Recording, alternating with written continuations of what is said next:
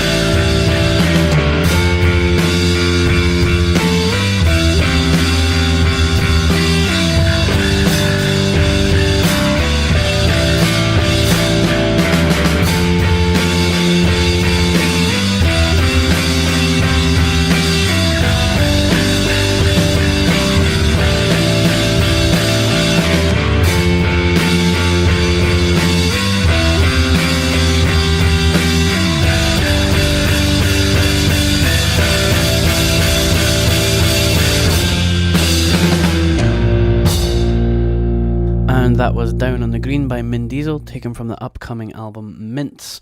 And judging by that song, I reckon the album's going to be a good one. The next song I'm going to play is by a brand new band called Best Girl Athlete, who are fronted by 15-year-old Katie. And I know that because of her age, they've been turned down for some gigs, and some venues can't put on gigs with them playing, which is a bit of a shame. But they're still doing really well for themselves. And their first album, Carve Every Word, is coming out soon on Fit Like Records. And this song I'm about to play is called Leave It All Behind, and this will be from Carve Every Word by Best Girl Athlete.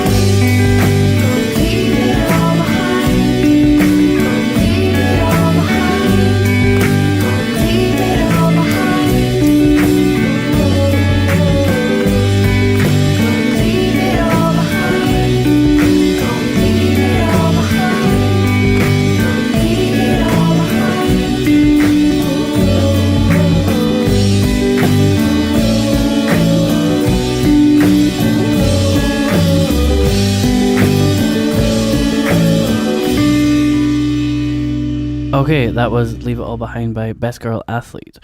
I got Iain Dallas from Carson Wells here with me. Hello. Lying on my bed. Yeah, sprawled on your bed. It's where I feel comfortable. Yeah, but before that song, as I was saying, Best Girl Athlete being turned down for some gigs because of Katie's age. I mean, what do you think of that? Did you play gigs at that age? Did you find it difficult? Or?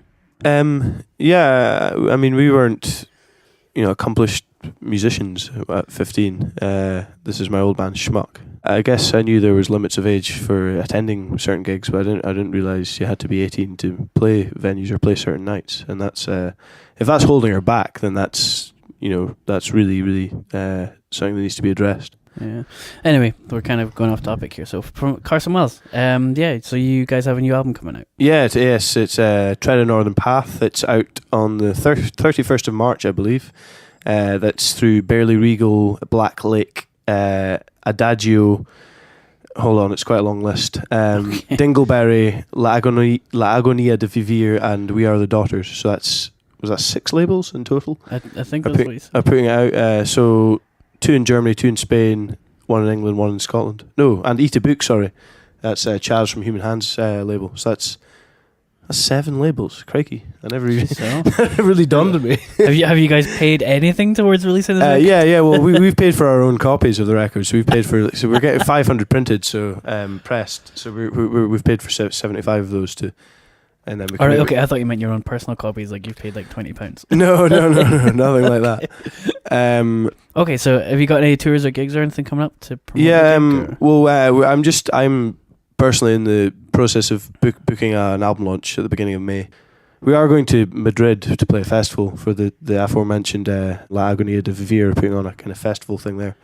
So we've got a few dates in Spain in July. So you've got some dates around the festival. Yeah, I think we've got 1 or maybe 2 other gigs around it, so that's pretty sweet. So we're just kind of treating it as a holiday and going over there. Just lads on tour. I've never been to Madrid, so it'll be nice. And then hopefully we're hoping to do a European tour later in the year, maybe late summer. Go away for 2 weeks. All right. Okay. So Carson Wells. For if no one's ever heard you guys before, how would you describe the sound, like to the kind of the layman person? Well, yeah. I usually just say like heavy indie rock. But then people say, well, like Kasabian, and then I say no, punkier, and they say, well, what, like the Sex Pistols, and then no. Usually my go-to band is Fugazi. I mean, even though we sound nothing like them, they're probably the best known band of the same genre, like the post-hardcore type thing. All right, well, we'll play a song off your first EP. Oh God, yeah. No, you love it. Picasso really. and Contradiction. This is a pretty weird song. Hugh and Ross sent me a demo. It was just them two playing guitar and bass to this, and then I turned up to practice. I was like, what the heck? And then played the song, and it turned out okay. Although the drums are absolutely ridiculous. And I quite like it. I think you did a good job on the drums here. Thank you. Okay, but yeah, this is Picasso and Contradiction by Carson Wells.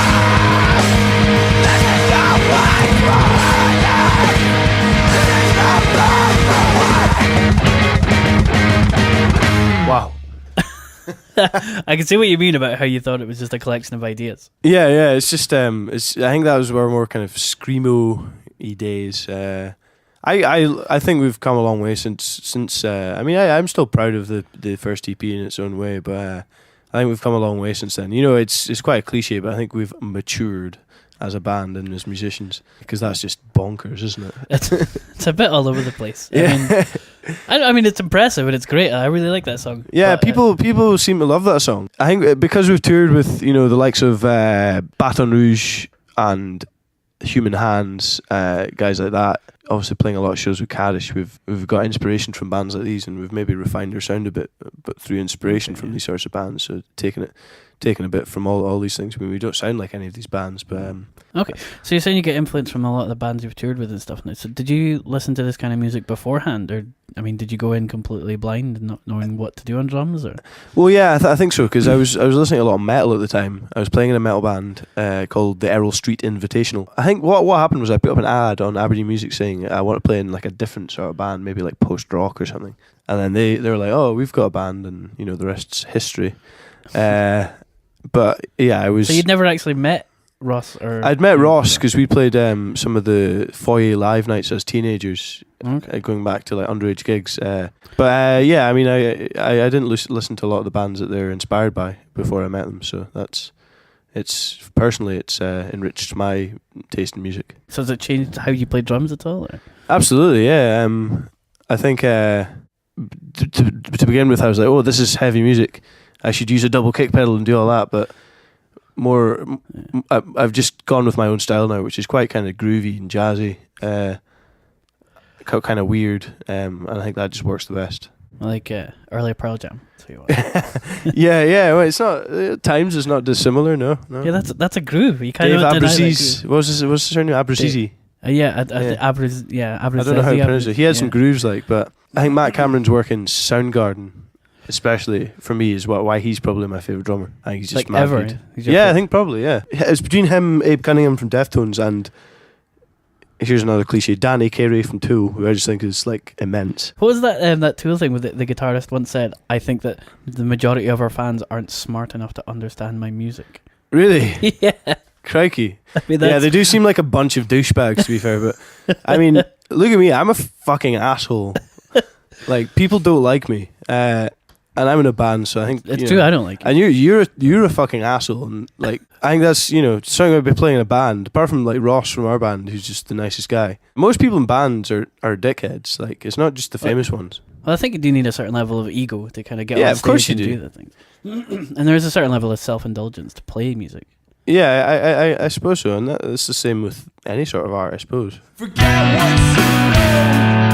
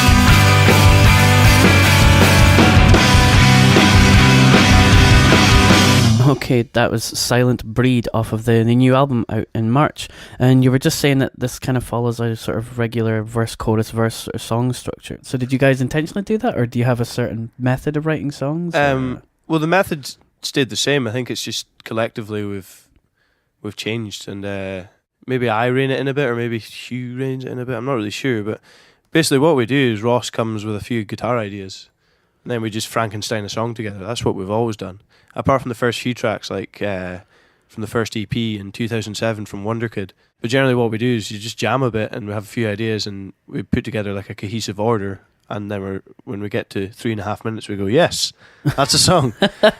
And then basically we all go away, and if one of us is feeling particularly inspired about something, we will write about it. Okay, so all of you have a go at writing lyrics. Yeah, and for the new album, like I've written lyrics for some of Hugh's parts. Ross has written stuff for Hugh. Hugh's written for Ross, for me. And I think overall we do quite well at that sort of thing. Okay, and so you see yourselves as just like a kind of solid sort of force, I suppose, to be written. Yeah, it's very much a 33 and a third, each way. I think we're very, very much equal. It's probably Ross has the most input because he comes with the initial ideas. But yeah, it just seems to work the way we do it. Okay, so it's quite a loose, kind of relaxed way of writing songs, things like that. So it's when you come to recording, is that the same, or is that a bit more structured? Yeah, it's more structured, but it's still, we recorded Ross Middlemiss. We recorded both our albums with Ross Middlemiss in Dundee, and it's just really, really chilled out, and I like that. It's not, it's not too, we need to get this done now. Which could maybe be to our detriment at times, but no, I just really like Ross. Like, I just love working with him, and he just gets us. Okay, so does he do anything in particular? Does he have any certain types of ways of doing things that you like? Or? Yeah, I guess we just record live, but just DI'd guitars. So we get the room sound of the drums, then we reamp the guitar and bass, and then last time, because the vocals are so intertwined, instead of each just doing our own vocal track, we just set up 3 mics in the room and just went for it. Oh wow. Was that like in a triangle looking at each other? Yeah, in a triangle looking at each other. That's how we recorded the vocals for this new album. Oh wow. Which is pretty sweet. That is pretty cool. Yeah. Sounds like it's only one step away from being around one microphone and getting some Beach Boys harmonies. Yeah. Well, I don't know. It's like I'm saying, we want to change what we're doing with this album, so maybe that'll be what happens. Maybe we'll sound more like the Beach Boys. I'm okay with that because I freaking love the Beach Boys. But I look forward to it. I look forward to hearing it. Yeah. Okay, well, thanks for coming in. Thanks. So let's go and get some lunch. Yeah, let's go get some lunch. Let's get a panini. I know a good place. Okay, thanks. So that was Iain Dallas from Carson Wells. And this is the Shithawks with You're Welcome off of their latest EP, Give Me 5, released on Coolio Jets Records.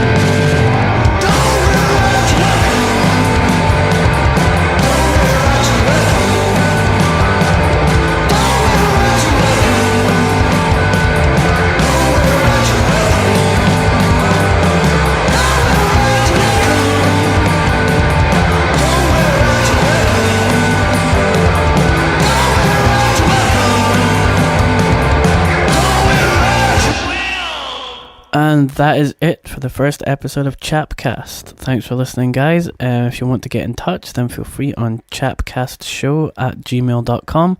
If you want to recommend some music or send your own band stuff or even just to criticize your opinion, it's more than welcome. But to finish things off, I'm going to play a song by a guy called Esperi. This is a song called Made for Life, and it's from an earlier album from 2012 called In a Moment, Emotion, Sentiment. Hope you like it. Thanks for listening, guys. Until next time.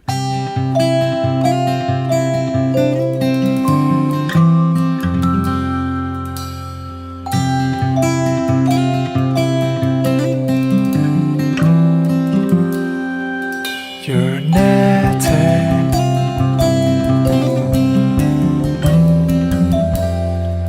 a scarf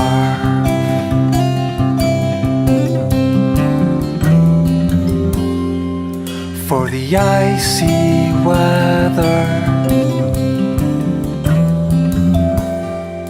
and the snowy weather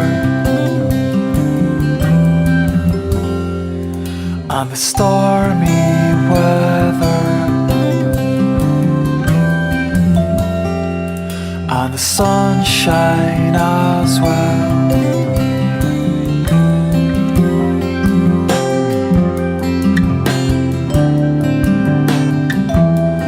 This is why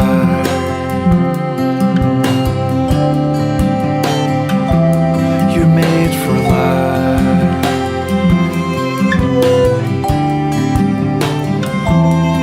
You're a survivor.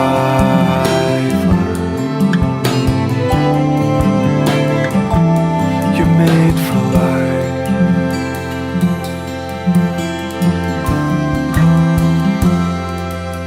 When you finish,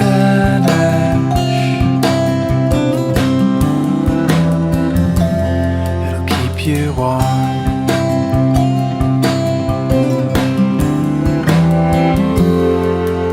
But not as my arms do,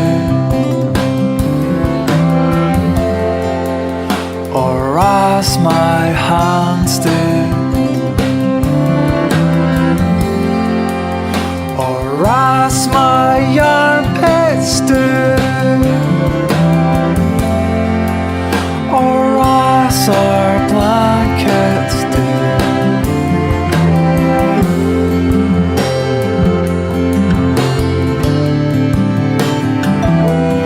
This is why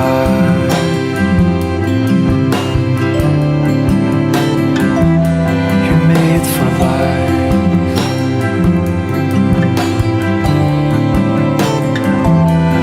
You're a survivor.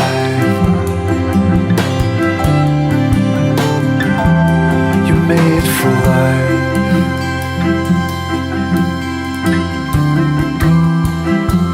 And it's hard to know when the winter is at its longest day. I'll keep you warm all night. I promise. Alright.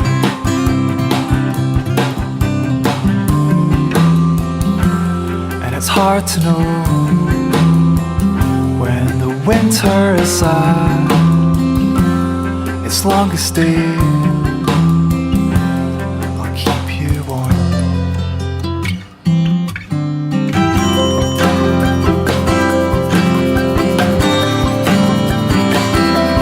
This is why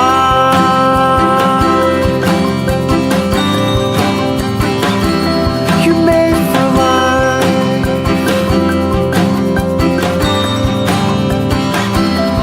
You're a survivor.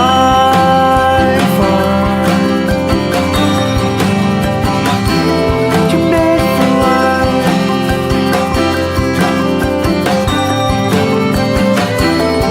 After all,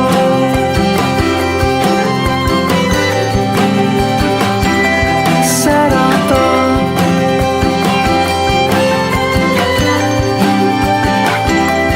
You're a survivor.